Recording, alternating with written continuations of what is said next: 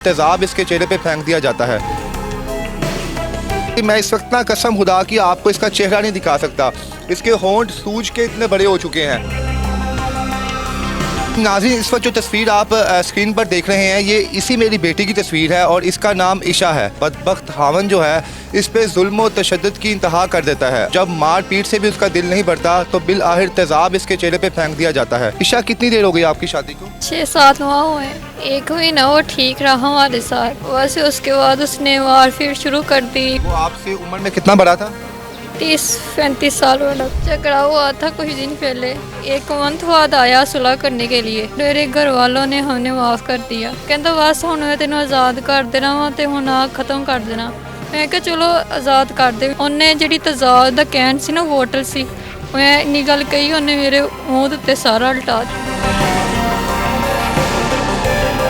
मैं चीखा मारती बाहर आई, अपनी मम्मा ने गले लगाया, मेरी मम्मा के सारे कपड़े जल गए। ईशा, वो कितना तकलीफ दे मरहला था आपके लिए? बहुत ज़्यादा जान निकलती थी मेरी, ऐसे लगता कि जान कोई निकाल रहा है। बिस्मिल्लाहिर्रहमानिर्रहीम। नाज़रीन, इस वक्त जो तस्वीर आप स्क्रीन पर देख रहे हैं, ये इसी मेरी बेटी की तस्वीर है और इसका नाम ईशा है। महज 18 साल की उम्र में इसकी शादी करवा दी जाती है और बदबख्त हावन जो है इस पे जुल्म और तशद्दुद की इंतहा कर देता है। और जब मार पीट से भी उसका दिल नहीं भरता तो बिल आखिर तेज़ाब इसके चेहरे पे फेंक दिया जाता है। इसकी दाहिनी आँख जो है मौके पर पिघल जाती है और उसके बाद पूरा चेहरा का बायां जो हिस्सा है वो पूरा तेज़ाब से झुलस जाता है। इस वक्त मेरी बेटी मेरे साथ मौजूद है और ये इसकी वालदा साथ बैठी हुई है जो घरों में काम करती है। बेटियां तो अल्लाह की रहमत होती हैं, लेकिन कुछ लोग जो है इन्हें जहमत बना देते हैं।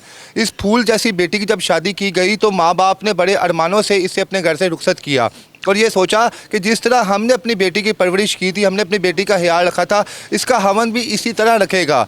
लेकिन मेरी इस बेटी की गलती बस ये थी कि अपने खामन से पूछती थी कि जनाब, आपकी ज़िम्मेदारी है मेरी कफ़ालत करना, आपका काम है मुझे पालना, मुझे अच्छा खिलाना पिलाना। तो आगे से इससे गालियाँ निकालता था और बिल आखिर जब इसकी वालदा ने यह कह दिया कि तुम नहीं रख सकते तो हम डिवोर्स ले लेते हैं, तो उस बदबख्त शख्स से बर्दाश्त ना हुआ।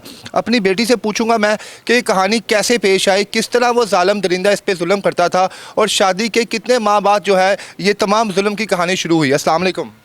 वालेकुम सलाम।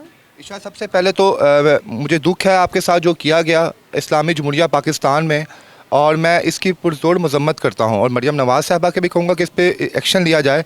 ईशा, कितनी देर हो गई आपकी शादी को? 6-7 माह हुए। 6-7 माह हो गए हैं। तो 6-7 माह के अंदर ही वो शख्स इतना दरिंदा बन गया था, हुआ क्या, किस तरह आपके दरमियान नाचाकियाँ शुरू हुई? 1 महीना वो ठीक रहा हमारे साथ, वैसे उसके बाद उसने मार पीट शुरू कर दी। खर्चा नहीं देता था और गालियाँ निकालता था। बहुत मतलब कि मारता पीटता था। इस वजह से अपनी अम्मा के घर आ गई थी। तो आप जब शादी शुरू हुई तो उसके बाद उसकी पहली शादी थी, दूसरी शादी थी? दूसरी शादी थी इसकी। दूसरी शादी थी। वो आपसे उम्र में कितना बड़ा था? 30-35 साल वाला था। 35 साल। जी नाज़रीन, इस बच्ची की उम्र इस वक्त शायद 19 साल है। 18 में इसकी शादी हुई थी और उस शख्स की उम्र इससे डबल थी, यानी उसकी वो दूसरी शादी थी। मैं इस वक्त ना कसम खुदा की आपको इसका चेहरा नहीं दिखा सकता, इसके होंठ सूज के इतने बड़े हो चुके हैं और इसका बायां चेहरा, जैसे आप प्लास्टिक की किसी गुड़िया को जब आप जलाते हैं तो उसका चेहरा पिघल जाता है ना, ये सेम इस मेरी बेटी का चेहरा उसी तरह का है। और माँ की आप हालत देख लें, लाडली बेटी थी। आपके हुआ क्या, किस तरह लड़ाई हुई और किस तरह उसने आप पे तेज़ाब फेंका? झगड़ा हुआ था कुछ दिन पहले। 1 मंथ बाद आया सुलह करने के लिए और मेरे रिश्तेदारों को ही लेकर आया, अपने माँ बाप को ही लेकर आया हमारे घर कि मुझे सुलह करनी है, अब इसको ठीक रखूँगा मैं, मुझे माफ़ कर दो। ठीक है। और मेरे घर वालों ने हमें माफ़ कर दिया। तो हमने सोचा चलो ठीक है, इसको पता लग गया ये ठीक हो जाएगा। और उस दिन आया है, हमारे घर ही था वो, हमारे घर ही, हम उधर ही थे, मामा के घर ही। और सुबह फजर की नमाज़ मैंने पढ़ी है और मैं इधर वाले कमरे में आके सोफ़े में लेट गई और वो बाहर चला गया। आप अपने घर में थी? जी। जी जी। तो वो 6 बजे आया है।